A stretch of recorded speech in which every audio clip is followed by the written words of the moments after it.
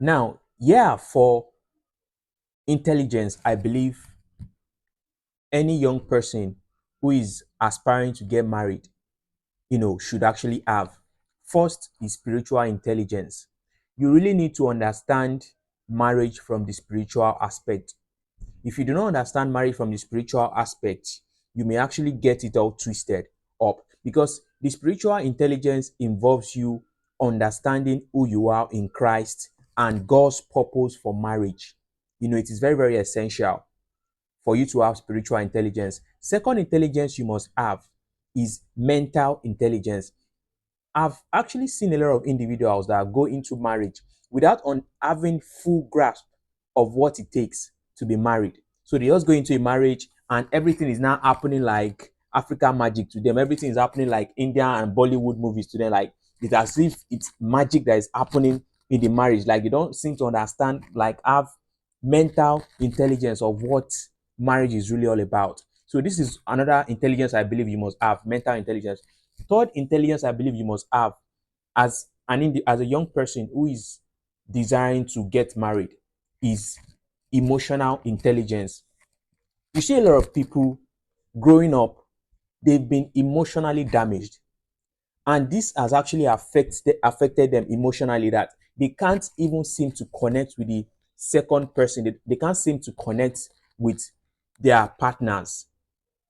So this becomes a problem to them, because it is now a situation whereby a person who is damaged emotionally is coming to into a marriage, and because they can't connect with their partner, then it becomes a bigger problem to deal with in marriage. So I believe it is another intelligence. I believe a young person who is desiring to get married must have emotional intelligence. Another intelligence I believe you must have as a young person who wants to get married is financial intelligence. You see a lot of individuals that go into marriage know nothing about finance.